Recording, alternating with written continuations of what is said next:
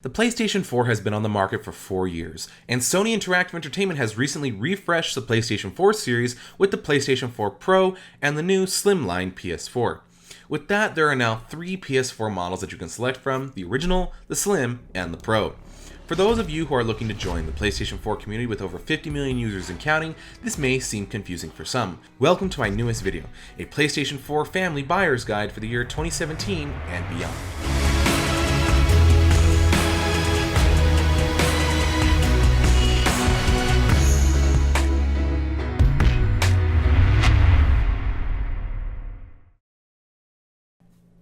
Hardware. The original PlayStation 4, dubbed the CUH-1000 series, is considered the original model, which shipped with a 500GB hard drive in almost all of the bundles. When looking at a PS4, you'll know which one it is because of the sharp angular design, and aesthetically, most of the PS4 shipped with glossy hard disk drive bay covers, but some of the later revisions shipped with matte covers. The new standard PlayStation 4s, dubbed the CUH-2000 series, are what's considered the slimline models. They feature rounded edges, a smaller footprint, and drops the light bar and removable bay cover for a more unified and sleek look. When compared to the original model, the Slim is smaller, quieter, and plays the games exactly the same way that the original PlayStation 4 does. In terms of I/O, this model is missing something that the original models possessed, and that's the optical audio output port. So for high-end headphone users, please beware, as many of the high-end headsets available on the market use this port and the slimline PS4 models do not possess it. Finally, we have the PlayStation 4 Pro, dubbed the supercharged PS4 by Sony. The PS4 Pro is known as the CUH-7000 series and was codenamed Neo during development, and this is the refresh of the PS4 series. Now, what does it do differently? 4K and HDR gaming, multimedia, but it does not have a 4K Ultra HD Blu-ray disc drive, which is disappointing but not surprising, as the PS4 Pro launched in November of 2016 and Sony didn't have any kind of 4K Ultra HD Blu-ray player available on the market until late January of 2017. So keep that in mind when buying a PS4 Pro. But what about those of us who don't own 4K television sets? Is the PS4 Pro still worthwhile? Personally, I still believe that it may very well be, as the PS4 Pro offers graphical enhancements and higher frame rates for 1080p TV users. Again, these enhancements will vary from game to game, so to see what kind of enhancements are offered if you own a PlayStation 4 Pro, regardless of whether you play on a 4K or 1080p TV, you will have to check your game's in-game manual and settings to see what each game offers, as Sony has left these enhancements at the hands of each developer and doesn't exactly have a set standard. Feature differences. The PlayStation 4 family of systems sport a number of unique and exciting features which sets it apart from the competition, but even these features are impacted by the performance differences of the standard model PS4 and the PS4 Pro. Game capture. If you plan on using the game video capture / game screenshot capture features available via the share button, know that the game video capture is available up to 720p 30 frames a second on the standard PS4 model and up to 1080p 60 frames a second on the PS4 Pro. Game screenshot capture maxes out at 1080p on the original PS4 and up to 4K on the PS4 Pro. Remote play. Remote play is available on all PlayStation 4 systems via PC, PS Vita, and Sony Xperia smartphones.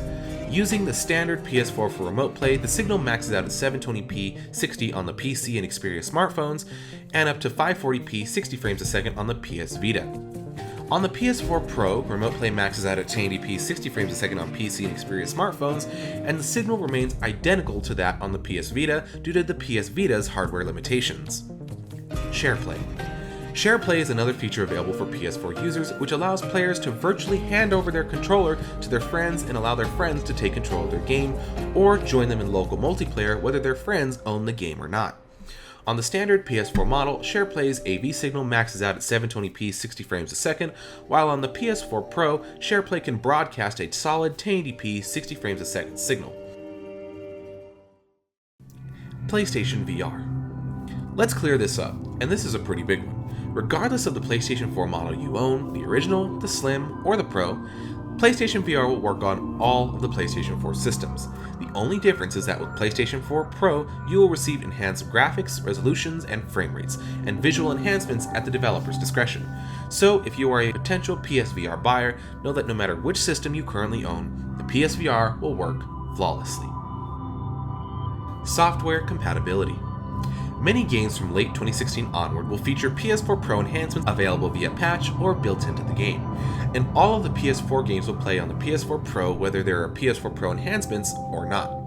Many of Sony's first-party games have been patched to have PS4 Pro enhancements, and these enhancements are varied but can allow up to 4K or upscaled 4K gaming, enhanced graphics, effects, frame rates, etc. Essentially, any and all the PS4 games will work on any PS4, regardless of the model, so if you buy the latest release like Horizon Zero Dawn, rest assured that no matter which iteration of the PS4 family of systems you own, it will work guaranteed. The only thing you will be missing out on is if you own any of the standard PS4 models is that upscaled and 4K gaming that are only available on PS4 Pro.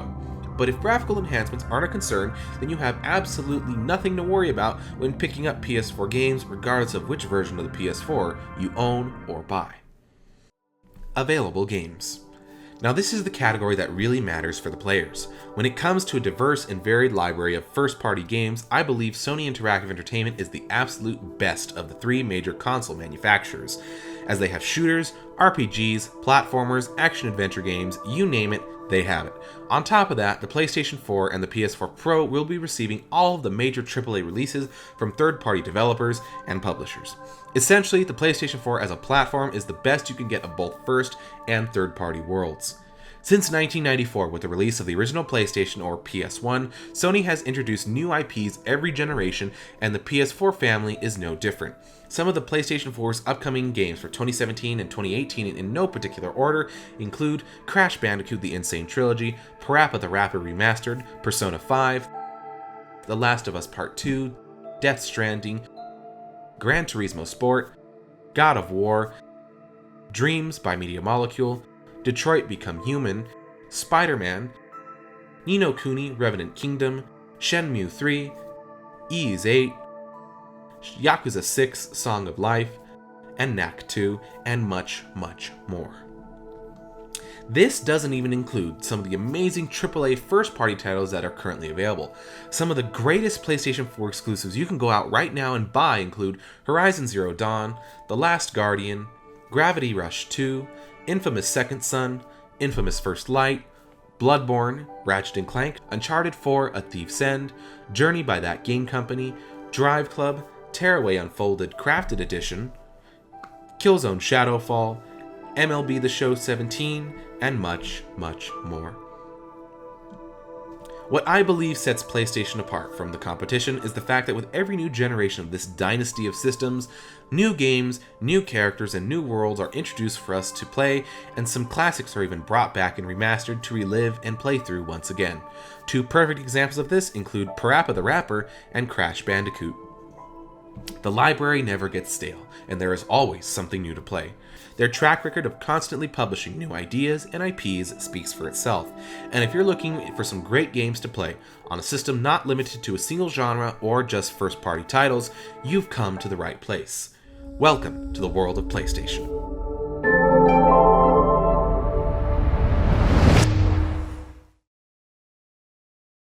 And that's it.